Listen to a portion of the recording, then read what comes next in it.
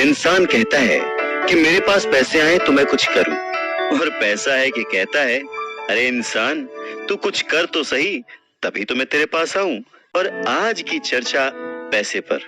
जी हाँ, ये भी उतना ही बड़ा सत्य है जैसे कि सूरज पूरब से निकलता है, बच्चा माँ की कोख से ही जन्म लेता है, वैसे ही पैसे को सही ढंग से अगर समझा ना जाए, संभाला ना जाए, तो वो बहुत सारे दुख देता है।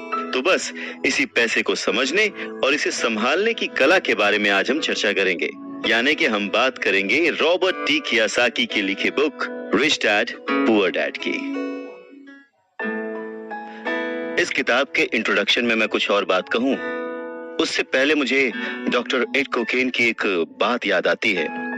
लिखते हैं कि रिच डैड पुअर डैड अमीरी का शॉर्टकट नहीं बताती, ये सिखाती है कि आप पैसे की समझ कैसे विकसित करें, किस तरह से अपने पैसे की जिम्मेदारी निभाएं और उसके बाद किस तरह से अमीर बने। तो चलिए शुरू करते हैं। दोस्तों, जब भी बात जिम्मेदारी की आती है तो नाम याद आता है उस शख्स का जिसने जिंदगी में कितनी भी ठोकरें खाई हो, कितना भी दुखी रहा हो, पर हमारे हिस्से के गम लिए और अपने हिस्से की खुशी हमें दे दी। पिता। जेब खाली हो फिर भी मैंने उन्हें मना करते नहीं देखा, जेब खाली हो फिर भी मैंने उन्हें मना करते नहीं देखा। अरे मैंने अपने पिता से ज्यादा अमीर इस दुनिया में कोई इंसान नहीं देखा। रॉबर्ट टी कियोसाकी ने उसी पिता को ध्यान में रखते हुए, उन्हें main character of the story बनाते हुए हमें लाइफ के, आज की जिंदगी के, आज की लाइफ के सबसे इंपॉर्टेंट लेसन को पढ़ाने की कोशिश की है, विच इज पैसा। जी हाँ, हम बचपन से लेकर जवानी तक सिर्फ मार्क्स के पीछे भागते रहते हैं। हमारा जो एजुकेशन का पैटर्न है, पढ़ाई का तरीका है, हम बचपन से सिर्फ यही सुनते आए हैं कि पढ़ो पढ़ो पढ़ो और पढ़ो, और एक लेवल तक पहुंचने के बाद, एक एज तक पहुंचने के बाद डिसाइड करो कि अब क्या करना है। रॉबर्ट टी कियोसाकी इसी बात को बहुत ही खूबसूरती से एड्रेस करते हैं कि हमें पैसे को एक सब्जेक्ट की तरह बचपन से ही क्लासेस में पढ़ाना चाहिए। अगर आज पढ़ाई का मतलब, जिंदगी में सफल होने का मतलब ज्यादा पैसे कमाने से है, तो क्यों ना उस पैसे को सही ढंग से मैनेज करने का गुण हमें बचपन से मिले।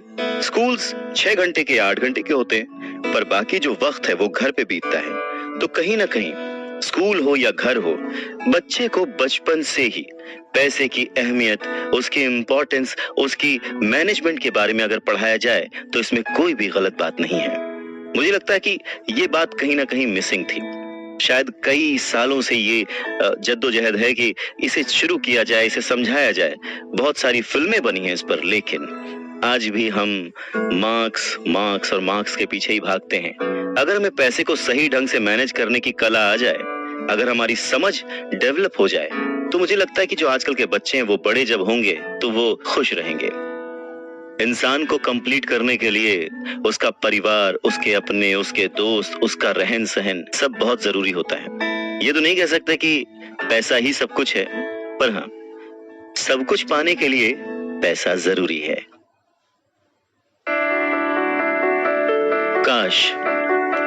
काश कि मैंने ये बुक 20 साल पहले पढ़ी होती। ये लाइन अमेरिका के एक बहुत ही बड़े बिल्डर लैरिसन क्लार्क ने कही थी जब उन्होंने रिच डैड पुअर डैड पढ़ी थी।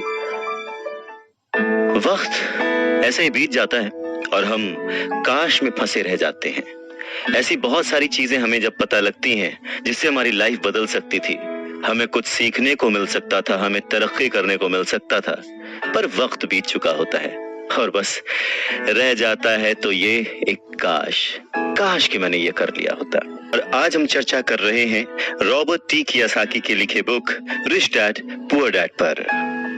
इस किताब में कियोसाकी ने अपने 2 पिताओं का रेफरेंस लिया है, एक जो रिच डैड थे जिनके पास बहुत पैसा था और एक जो पुअर डैड थे। रॉबर्ट कियोसाकी अपने दोनों पिताओं को, दोनों डैड्स को बराबर का सम्मान देते थे और उनके जो दोनों पिता थे वो भी उन्हें उतना ही प्यार करते थे। बहुत सारे लोगों के सवाल हो सकते हैं कि एक ही वक्त पर एक इंसान के 2 पिता कैसे हो सकते हैं, या कोई और क्वेश्चन। मुझे लगता है कि हम अगर इस बात पे ध्यान दें कि रॉबर्ट कियोसाकी हमें समझाना क्या चाहते हैं, तो हमारे लिए फायदे की बात होगी। हो सकता है उन्होंने ऐसा मान लिया हो सकता है उन्होंने अपने मन को पुअर डैड और अपने दिमाग को रिच डैड माना हो, या ये हो सकता है कि एक डैड उनके रहे हों और दूसरे डैड उनके किसी दोस्त के, कुछ भी हो सकता है। इम्पोर्टेंट ये नहीं है कि ये जो डैड का रेफरेंस लिया उन्होंने, ये कहानी है या काल्पनिक है।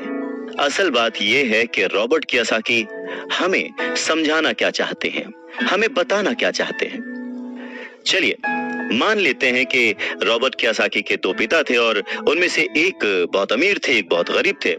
तो रॉबर्ट कियोसाकी कहते हैं कि सोच जो है वो बहुत बड़ा रोल प्ले करती है, और इसी माध्यम से रॉबर्ट कियोसाकी कहते हैं कि हालांकि वो दोनों पिता उनके अपने थे, हालांकि वो दोनों पिता उनका उतने ही शिद्दत से, उतने ही मन से ख्याल रखते थे, उतना ही प्यार करते थे, अपनी जान निछावर करते थे और हमेशा उन्हें सिखाने की कोशिश करते थे, जिंदगी में आगे बढ़ाने की कोशिश करते थे।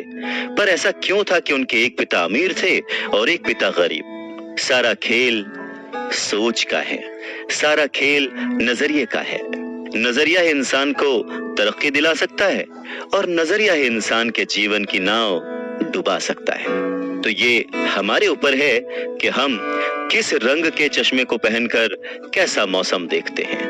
किसी शायर ने क्या खूब कहा है कि जैसा दर्द हो वैसा मंजर होता है, अरे मौसम तो इंसान के अंदर होता है। और उसी अंदर के मौसम को हमेशा बनाए रखने, अपने आप को पॉजिटिव रखते हुए, अपना नजरिया सकारात्मक रखते हुए अगर हम आगे सोचें तो कुछ अच्छा तो जरूर होगा। बातें और भी हैं, सुनते रहें।